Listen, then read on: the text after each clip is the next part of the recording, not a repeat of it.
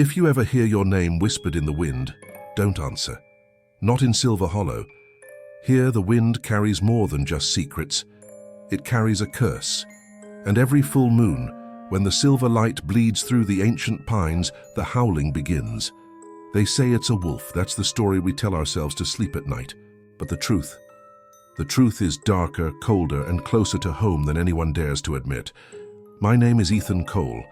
I'm a wildlife ranger, tasked with protecting these woods. But the woods took something from me too.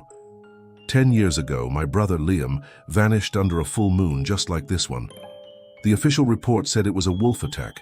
They found tracks, torn clothing, but they never found him. I've walked these misty trails ever since, the cold blue light a constant reminder of the night I lost him. Every shadow looks like a memory. Every snap of a twig sounds like a final footstep. The forest feels like it's holding its breath, waiting. And so am I.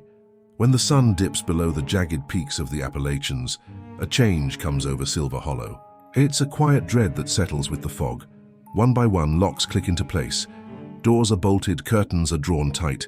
The evening news drones on about more missing livestock, but no one needs a reporter to tell them what's happening. You can feel it in the air, a primal fear that's been passed down through generations. The flickering streetlights cast long, dancing shadows that play tricks on your eyes. Down at the general store, old-timers trade hushed whispers, their voices low and laced with superstition. They talk about the Hollow's debt, a price paid to the mountain every generation. They say the howls aren't just an animal's cry, they're a lament, a warning. The next morning I was out on patrol, the forest floor damp and silent under my boots. The air was thick with the scent of pine and decay. That's when I saw them. Claw marks, gouged deep into the trunk of a towering oak. I ran my hand over the rough gashes. They were fresh and they were high, way too high for any wolf I've ever tracked. My heart began to pound a heavy, rhythmic drum against my ribs. This wasn't an animal marking its territory. This was a statement. A predator, impossibly large, impossibly strong, was claiming these woods. I followed the trail of snapped branches and unnaturally deep prints. My training warring with a gut feeling that I was walking towards something ancient and wrong. The path led me away from the marked trails, deeper into the heart of the forest, to a place I'd never seen before. It was a clearing, unnaturally quiet. In the center stood a massive, flat stone, covered in moss and strange, weathered carvings. An altar. Cold dread washed over me. This was old magic. The kind of place stories are born from. The kind of place stories end. As I stood there, a voice, raspy and dry as autumn leaves, startled me from behind. "You shouldn't be here, boy." I turned to see an old woman leaning on a gnarled staff. It was Mara, the town hermit. Some said she was a witch, others just thought she was crazy. She lived alone deep in these woods, and her eyes held a wisdom that was as unsettling as it was ancient. She hobbled closer, her gaze fixed not on me but on the altar. "You seek answers about the wolf," she said, her voice a low whisper, "but some truths are better left buried with the bones." I told her about the tracks, about my brother. She just nodded slowly, a flicker of something, pity perhaps in her eyes. Then she leaned in, her face shrouded in shadow and her voice dropped to a chilling murmur.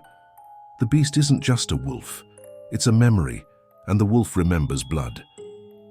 As she finished, the faint sunlight caught her eyes, and for a split second, they seemed to glow with a fierce amber light like embers in the dark. The image burned itself into my mind. That night, sleep wouldn't come. I sat by the window watching the fog roll in thick as wool. Mara's words echoed in my head. The wolf remembers blood. Was she talking about Liam? Was this all connected to that night 10 years ago? The wind picked up, moaning through the eaves of my cabin, and the full moon cast an eerie, spectral glow over the landscape. That's when I heard it, faint at first, carried on the wind. A voice. It was soft, desperate, and achingly familiar. "Ethan." My blood ran cold. I stood up, my breath catching in my throat. It couldn't be. "Help me." The voice was clearer now, closer. It was Liam. It was my brother's voice calling to me from the darkness of the forest. The same forest that took him. My mind screamed at me that it was a trick, the wind playing with my grief. But my heart broke all over again.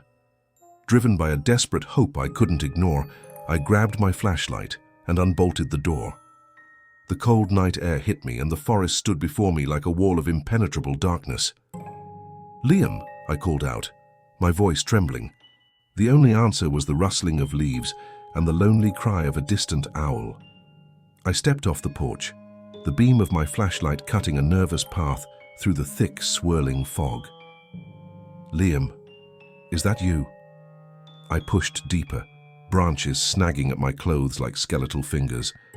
The whispering seemed to come from all around me now, a ghostly echo of my brother's plea. My heart hammered against my ribs, a frantic prisoner in my chest. I had to know, I had to see. I spun around, sweeping the light across the tree line, searching for any sign of him. And then I saw it. Just at the edge of the light, half hidden in the fog, were 2 points of light. They weren't stars. They weren't reflections. They were eyes, glowing yellow and filled with a cold, hungry intelligence. They stared right at me. And in that terrifying moment I knew I was not the hunter. I was the prey.